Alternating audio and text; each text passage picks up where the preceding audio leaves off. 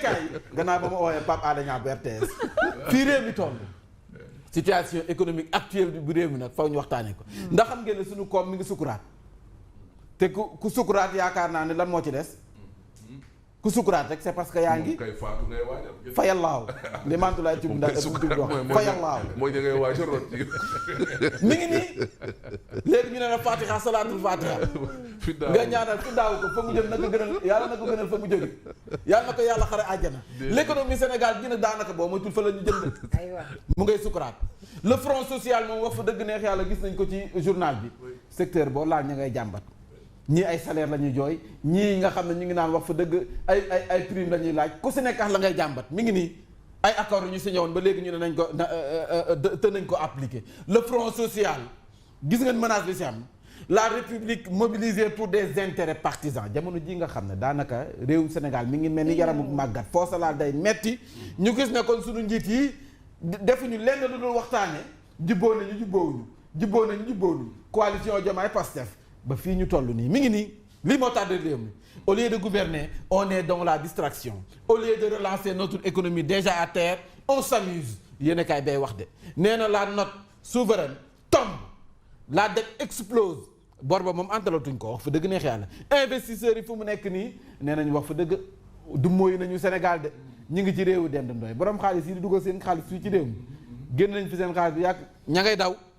ñi ngi nii les étudiants moom barki démb ba yëpp gis nañ xaañante yi tàmbaliwaat na jiyaat bi ci mbedd ma mu ngoog noonu la ñu ko tuddewoon temps bi ñu nekk étudiant ma dem barkeelu ci xeer yi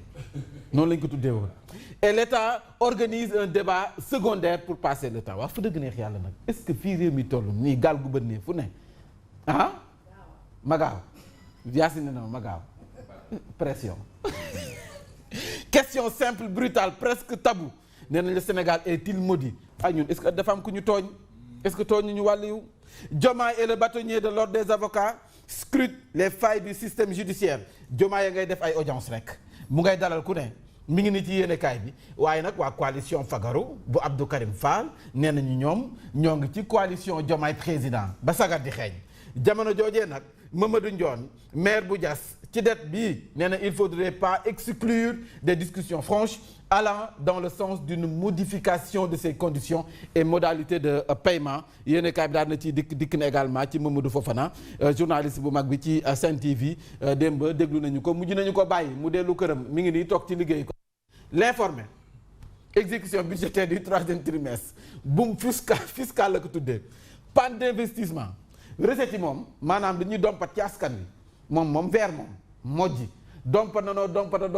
ba askan wi deseetuñu der mi ngi nii loolu moom ñëpp xam nañ ne moom dajale nañ ci koppar investissement nag rouge boo doon dompat di investir sax moom da la ñu wax source a daal dinay dikk mi ngi nii mooy li nga doon wax moom du Fafana économie nationale résiliente recette budgétaire un taux de résiliation de réalisation de 69,7%. mi ngi nii nee nañ des dépenses globalement maîtrisées source a moom moo ko xamle waaye jamono joojee nag Farba Ngom fu mu nekk nii nag ba ñu ko ay nitam demee seeti ji nee na leen fi ma nekk nii wax fa dëgg neex yàlla amul dara lu may tiit maa ngi sant yàlla ragaluma benn yoon kaso je me relaxe ici good fine nice lii la wax Farba Ngom le point actu daan nay dëkk ci bureau politique bu Pastef daanaka dalal na leen de moom président Diomaye dalal na leen de la ana loolu lañ fa waxtaanee nag li ci kanam raw li gët ndax jibboo am na wala déet waa jàppale ne ministre Abdourahmane Diouf coalition Fagaru Amadou Ly DG Dakile ñoom ñëpp ña nga sa président Diomaye mbaadu des députés comme Maître Abdoulaye Tall Mame Bousso Beye rapportent donc sur Facebook que Diomaye a fait sienne la formule Sonko mooy Diomaye mooy Sonko mi ngi ñoom ñëpp mujj nañu doon ay oustaz naan alhamdulilah Thierno Alassane Sall entendu par la section de recherche tey ji suba fa lay utije coowal Azer gi la AEPO bu Espagne audition la bu jëm ci plainte contre X au niveau du pôle judiciaire financier mi ngi nii yéen kaay bi daal dina ci dikk waaw mi ngi si doon enquête très bien laas yéen kaay ne audience avec la présidente du conseil constitutionnel du barreau du président de la cour suprême kon nag président Diomaye dalal na ñii ñëpp dalal na présidente conseil constitutionnel dalal na barreau bi dalal na président bu cour suprême waa léegi kon Diomaye lan lay togg Diomaye wooteem gu bari gi yëpp ani lan lay togg jamono ji loolu la ñëpp di laaj sotti xam direct news ne lii leer ba leer mooy Air Sénégal mi li muy togg nii moom wax fa dëgg neex yàlla mu ngi yekk rek gaay naan acam dara neexu si waaye est-ce que jotul tëntam ñu xoolaat ko Air Sénégal compagnie qui ruine le pays jamono ji nga xam ne Sénégal daal torox na tool dara amu fi waaye tamit est-ce que jarati na kon Air Sénégal mi ak situation bi mu nekk ñuy bàyyi muy continuer nee nañu elle a acheté 2 Airbus ñu ne déetawaay ñu évalue qu'à environ 177,6 milliards par appareil pour un total de 355,2 milliards elle a ensuite intégré benn Airbus A220 300 ñu évalue que 54 milliards ñu ne déetawaay mu dàbbalewaat 2 ATR 72 600 d'une valeur unilatérale donc unitaire d'environ 15,6 milliards par avion pour un total de 31,2 milliards lii yëpp Air Sénégal jënd ko en additionnant uniquement les achats mën nañ wax ne jëm ci avion Air Sénégal rek mi ngi ci 680 milliards waa léegi ñu jékki-jékki gis A220 ak 300 bii ñu présenté ko comme un tournage stratégique jékki-jékki réer a disparu de la flotte sans explication ana avion bi lu tax dematul dikkatul beneen bi A33 Neo bi pourtant acheté à prix d'or a été longuement immobilisé avant de disparaître moom it na mër ci opération régulière yi waaye ñun suñu roplaan fu muy dem dañuy seey mi ngi nii quant au ATR nag censé assurer la desserte sous-régionale un seul est aujourd'hui opérationnel le second étant immobilisé depuis des mois lii nag war nañ ci def taxaw seetlu di jënd ay roplaan rek di teg Walf Quotidien waaw boobu tam anam lutte d'appareil entre Diomaye et Sonko l'équilibre de la terreur Abdourahmane Thiam def na fi si ab jàngat en science moom agrégé en sciences politiques nee na le premier ministre Sonko dispose d'une majorité parlementaire waaye le président Diomaye est dépositaire de la légitimité dossier Azer waaw waaw lu leer a ngoog Thierno Alassane Sall kase sukk du la tere yóbbu say oom réew mi quotidien affaire Azer Thierno Alassane Sall convoqué à la section de recherche audience tous azimuts au palais les non-dits du président Diomaye am na lu ñu waxul les waxul googu xam naa ne tôt ou tard après mënees nañu fekk ci mbedd mi le soleil yéene kaay recette budgétaire 3254 milliards de francs CFA recouvrés au 3e trimestre mi ngi maanaam recette yi li ñu ronkee ci askan wi 3000 et quelques sénégalais daanaka mën nañ ko détaillé nag diaspora boobu moom ñaata la dugal est-ce que boole ñu ci diaspora boobu waaw fukk yi 3000 et quelques ci ay milliards l'évidence yéene kaay kon askan waa ngi joxe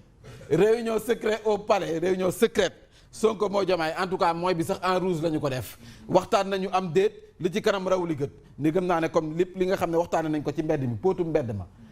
xëy na tamit liñ ci waxtaane yëpp dañuy fekk si mbedd ma dossier scientifique blanchiment de capitaux association de malfaiteurs Wali Seck Ibrahima Ba convoqué début décembre mu ngoog Samba Ndiaye itam mi ngi nii ci stabilité nationale du pays nee na moom PM10 donc plaide pour un dialogue au sommet entre l'heure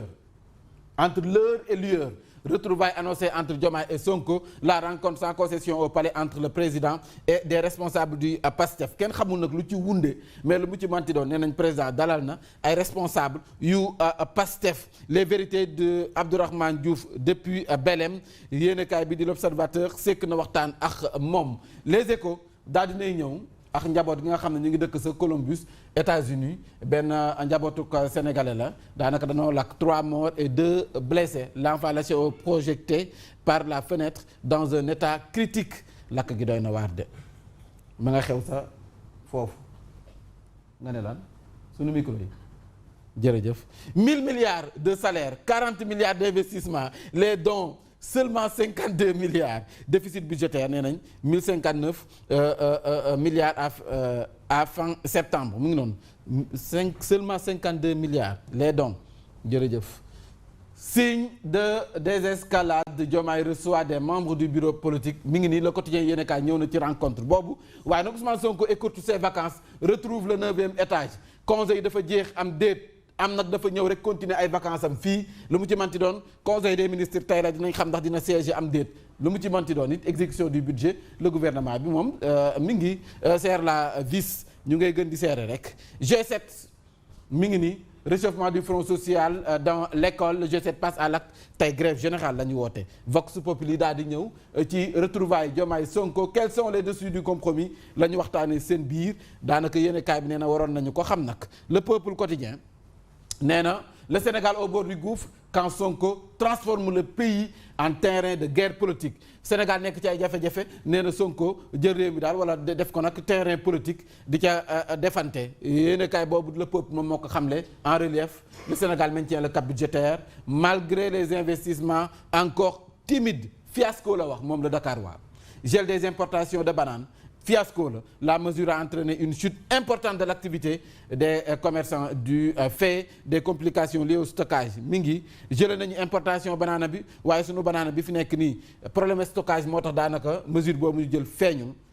Thierno Assane Sall à sa section de recherche tey jii ndax plainte bi jëm ci Azer Gate mu ngoog yéenekaay bi dikk na également ci mbiri Mamadou Fofana bi nga xam ne mujj nañu ko bàyyi mu dellu si waat moo ngi ni jàkkaarloo yéen ci kanam tuuti dina commenter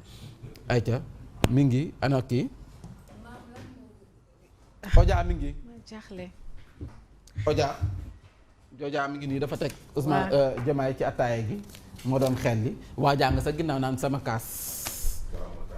baa ma toj kay kaase de kenn déggu leen lan moo gën a fës